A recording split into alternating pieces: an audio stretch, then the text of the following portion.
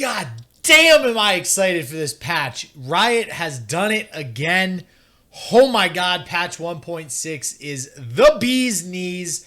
I've always wanted to say that in a such a stupid phrase.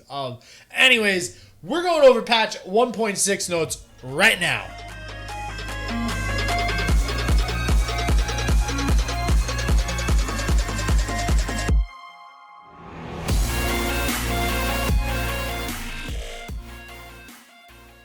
Alright guys, and as always, you know the deal. If you are new to the channel, hit that sub button. We always got plenty of Legends of Runeterra content coming down the pipe. And if you like the video, which you like this video, because this patch is amazing, definitely hit that like button. I am going to actually be giving this patch a grade. I think it's something that I'm going to do moving forward anyways. And we're going to work from the bottom up, because the top is the best. It's HEIMER, I'll give you a hint. And yeah, we don't want to spoil that at the beginning of the video, so let's get into it. All right, so first we got some bug fixes, and as you can see here, I have the most important one highlighted. We actually had Ezreal banned in one of the tournaments that I had casted due to this bug, as well as I think there was one other issue, so I'm not sure if the other one was resolved. But as an example, if you glimpse beyonded a target, that, you know, let's say your opponent was playing Ezreal, they targeted a Spiderling with Static Shock and you glimpsed it, that should not count as a target. Well, it still was. They fixed it. It would sometimes gain level up progress when a target was removed. So sweet. There was also two things with Swain and technically Teemo. Swain now gets level up progress after you final spark and do overwhelm damage. Makes sense. And Teemo and Swain both are now getting the Nexus Strike ability with Dragon Rage. Probably not a very common thing, but hey, I'll take it. But why still the Vi gauntlets? Jesus, the gauntlets in the hand when Vi... one of these patches, one day we'll get it. All right, and Expedition Archetypes, as with every other patch, looks like they removed Ancient Yeti from Battle Scars. They have a lot of other additions to a lot of the other archetypes. Not as much as I'm used to seeing in these patch notes, so definitely good to see that they are still, like I said, regularly supporting Expeditions. Not personally something I play a whole ton of, but I do know it is a popular archetype for a lot of players. So definitely give it a swing again. Looks like they made a slew of new changes. There's a new deck bundle on the horizon. This is pretty cool. This is the first time they've done this, and I happen to love this, especially if you're a new player. You know, a lot of people at this point, because the game is so awesome for being basically free, most people probably have all the cards. But if you are a brand new player, it's pretty cool to be able to get what's probably a pretty decent deck. I'm not sure of all the cards in the deck yet. With Gangplank and Sejuani, I'm sure it will be a lot of competitive cards. You can see Tusk Raider and Ruthless Raider there in the background, as well as Make It Rain, I imagine, and Riptide Rex. I imagine those will be in the deck. And on top of that, if you already have some of the cards, they're refunding you for those cards out of the 1,962 coins that this costs. So good on Riot for mentioning that ahead of time, so there's no problems with it. And that's pretty much going to get everybody to buy this that wants it. And if you guys are not already aware, we have this little thing called Spirit Blossom going on. And this is the new board for Spirit Blossom. I guess it's called Festival Shrine. Not going to lie, this looks pretty sick. As well as the Guardian. We get this little like fox wolf looking thing. I think the wolf looking thing is called Kit Guardian. They actually mention it further up in the article. Not sure, but still awesome to see that they're still releasing so many new boards. And again, it looks pretty freaking sick. Side note, I like how jeweled protectors on the board, because the background is basically the board. So it's pretty cool. All right, here we go. The first two cards changed. I was not expecting whatsoever. But these are definitely welcome. I think maybe a couple patches ago I did mention that Golden Narwhal needed to be changed. I'm not sure if I mentioned Hunting Fleet or not, but Golden Narwhal was just a little too expensive for the drawback. It didn't really seem worth it. So they did go ahead and change the cost from 3 to 2 and reduce its health by only 1. So you're getting a little bit more value there. And then with Hunting Fleet's cost is also being reduced, but it's going down to a 6/6. So no 4 mana, no other 4 mana 7/7s for us. I'm just throwing that out there. Would have been pretty nice to have a 4 mana 7/7. Actually, no. What am I talking about? rip Hearthstone.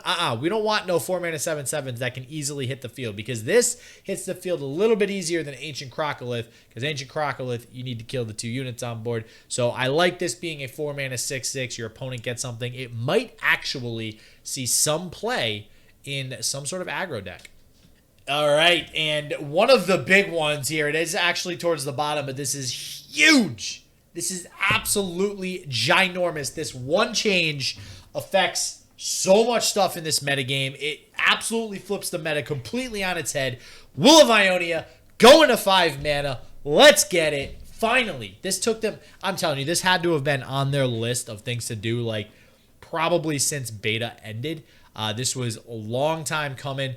Awesome to see this. This affects so many different archetypes. It affects Heimer with the way his turrets are arranged.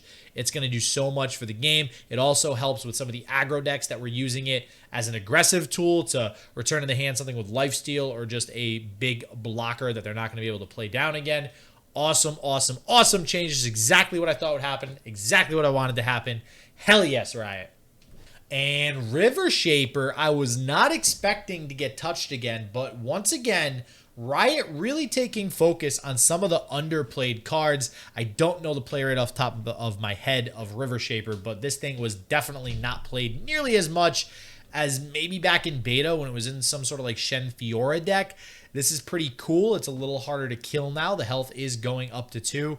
Unfortunately, I'm not sure if it will get played still, but this is definitely more playable because having this die to something like a Vile Feast or really anything similar feels super bad. And next up, Steel Tempest. All right, so definitely, this was nowhere on my radar. Even because this was not, it was definitely an underplayed card, but this was not a card that I really thought was like bad per se, mainly because it's Yasuo's champion spell, and when you combo it with Yasuo, it's really freaking good. Well, with it being at 2 mana, we have seen a ton of Yasuo decks just all of a sudden come to the surface in the last, I don't know, maybe 2 weeks, maybe even just 1 week, at a lot of different competitive events. And oh my god, I mean, Steel Tempest was in those decks. So if this is at 2 mana, this might be that last little nudge that Yasuo needs to really be competitive, and really good to see, honestly. So I'm A-okay with this change. And we see here, again, that is the champion and the regular one. All right, Shadow Assassin, I'm a little pissed at myself. Not Riot. I actually was going to include Shadow Assassin in the patch prediction video with this exact change. I wanted it to, or not necessarily wanted it, but thought they would go down to 1 attack. It looks like they did do that. I ended up not deciding to put that in the video, thinking that maybe that would just kind of kill the card. But I understand their thought process because this is the exact same thought process I went to. It just pulls back a little bit on the aggression, which isn't really the need or this isn't the use for the card. The use for the card is not to be in an aggressive deck and attack. It's supposed to be a utility. It should be some sort of elusive chump blocker that replaces itself with a card, allows you to cycle through your deck. That should be what it's used for, especially because it's a when I'm summoned effect. So if you have something else that summons it back to the field, you draw multiple cards. So I get their line of thought. I was concerned it might kill it a little bit too much, but I do like this.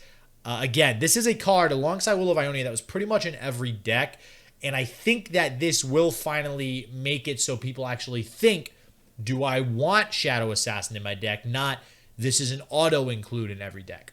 And next up, we have Zaunite Urchin. Okay, Zaunite Urchin and Sump Dredger. They said they were going to focus somewhat on the discard cards. I had a problem kind of thinking of what they would, be able to do to kind of revitalize these a little bit. I do like the route that they went. Instead of, I guess technically this is a rework because their effects are actually activating a little bit different now. But it's a very minor rework. So I do like this because they're still keeping the core concept of both cards, but just making it so that their effect is more reliable and more consistent when playing it in a discard archetype. So Sump Dredger is the biggest one. Oh my god. So you're getting a 4/3, which if you've, like with Badger Bear is a 3/4. So a 4/3 for 3, very similar, except in this case, you do have to have at least one card in your hand to be able to play him and then draw another one. So that's kind of a little miniature drawback. But in a discard deck, that's super, super good. Before it was just discard 1. You're just straight up losing advantage in lieu of him costing 1 less. So you can get him out 1 turn earlier.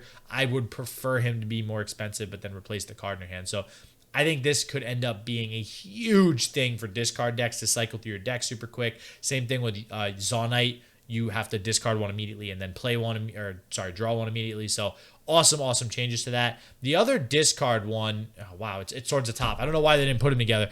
All right, I just spoiled it a little bit. We'll go over those in a second. So we have, this is one of the ones that I'm not crazy about. I don't think it's terrible that they did this, but I'm not crazy about it. I don't think Flash of Brilliance, with the changes to Heimer, which we're going to go over in a second, really needed a change.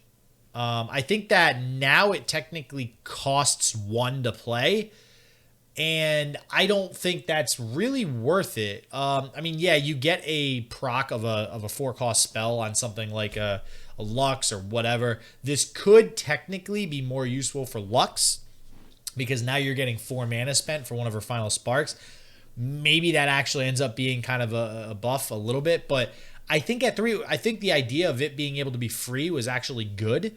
So it's really disappointing to see it go up in mana like that. I just think they went a little overboard with this whole Heimer nerf. Like, they really nerfed the hell out of Ionia and Heimer and all that stuff. So not crazy about this one, but it is okay nonetheless. And now we have some of the aggro. Okay. We knew this was happening, folks. We knew it was coming. Legion Grenadier nailed it. This is exactly what I thought they'd do. Go down to 1 to the enemy nexus. But damn, I was not expecting them to bring it up to 2 health. So this is kind of a wash, I think, for Legion Grenadier. I don't know. You could even argue that the 2 health is kind of still a nerf, because then it doesn't die as easily. So you can chump block it with like a Spiderling or something like that, and it actually doesn't die when obviously, you're going to take the damage. You may not want it to die. But I do like the 1 damage. It doesn't feel so bad when you get a bunch of them with Harrowing. You can only do like 3 damage max. And the 2 health might end up actually helping, because then it cannot be easily killed by a chump blocker. It actually has the potential to get you a little bit of value. The Crimson Disciples where I'm disappointed. I don't like this. I really liked the idea of having this sort of high damage potential with combos, and now that just goes down the drain kind of with this card. If they were going to change it to 1 damage, I would have liked to see it go up to like, 2/4. That would have to cost 3 though. I'd rather it be like a 3 cost 2/4 deal 1 every turn to the Nexus, right? Like, or if she takes damage, because now it just doesn't feel like it's potent enough to really be successful. When you get it with something like Vlad, it just doesn't seem as good now. And even though Vlad didn't really get hit this patch, all of these Noxus nerfs kind of just make him feel not that great still. And he wasn't amazing, but Vlad just can't catch a break, man. Like, I just want this guy to be good and playable as a champion. So yeah, the Crimson Disciple, not super happy about it, but it was some sort of change was needed, so we'll see how that plays out over the course of the patch. Basilisk Rider, I was wrong. I thought they weren't going to touch it. I don't think they should have, actually, especially with the Crimson Disciple nerf and the Legion Grenadier nerf. I think with what they did to Crimson Disciple, I think Basilisk Rider might have been okay as a 6/4 with Overwhelm. Instead, now it's going to be a 5/4 with Overwhelm. It's still pretty good as a 5/4 with Overwhelm, but it just doesn't seem like it's really worth allegiance at that point. It's only getting +1/+1 in Overwhelm. You have something like Bannerman, which just goes super wide and can just wreck you. So, or maybe grant me +2/+1 in Overwhelm, right? It's like, that way there's more upside to the actual allegiance. I would have liked to see that, but unfortunately, that's nerfed. So Noxus is definitely going to take a huge hit. It might still be good, but it's definitely taking a huge hit. This one, also love, also called this. However, I did not think they'd also reduce the cost. So this is pretty freaking good. I think this is a decent card now. I think that this card is playable. I think that now with these discard effects coming out, you might be able to see some sick combo decks, like some Exodia type combo decks where you just draw through your deck and boom, you win the game. And I love that stuff. So I'm hoping that this is exactly what this allows to kind of come into the format a little bit, especially because it doesn't look like they really touched Ezreal Karma, which is one of the concerns with this patch. But with stuff like this, Ezreal Karma might be too slow. So we'll see if that's the case. Relentless Pursuit, going to slow. I love this change. It's usually how you would play it anyways, is on your turn and then you pass priority back over. There are some instances where you'd play it in response to somebody's spell played on their turn.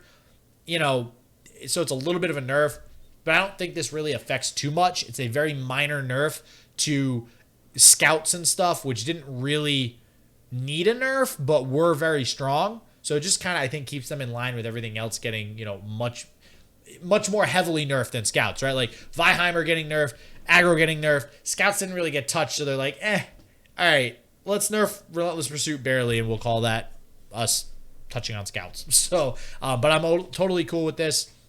Obviously, Lucian's as well. And Egg Nivea going to 1 health, I love. All right, if they're gonna keep a Nivea buffed, I love this. It makes the dream of multiple Anivias on the field a little bit harder to realize. It means that something like a Withering Whale can now clear the board of Anivias.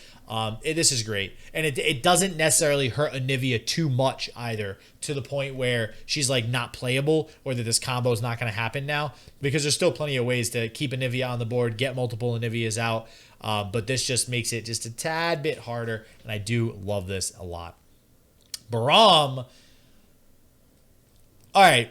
At first, my initial thought was, man, I don't like this with this nerf, right?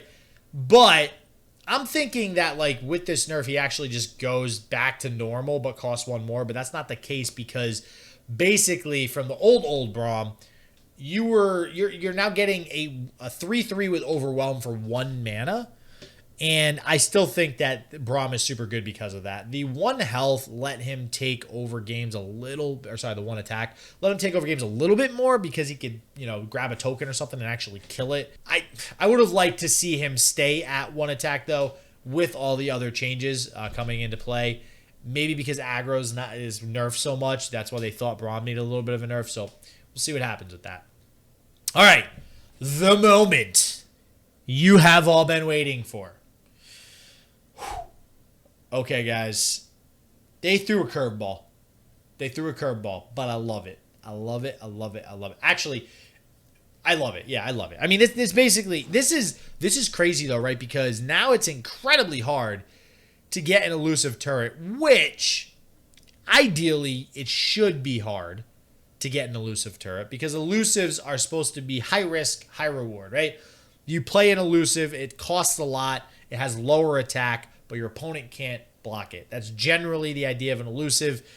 So I do like that this costs 6 now. They're changing the elusive with the 6 turret. The fearsome is actually going down to 3, which I do think is in line with that keyword fearsome.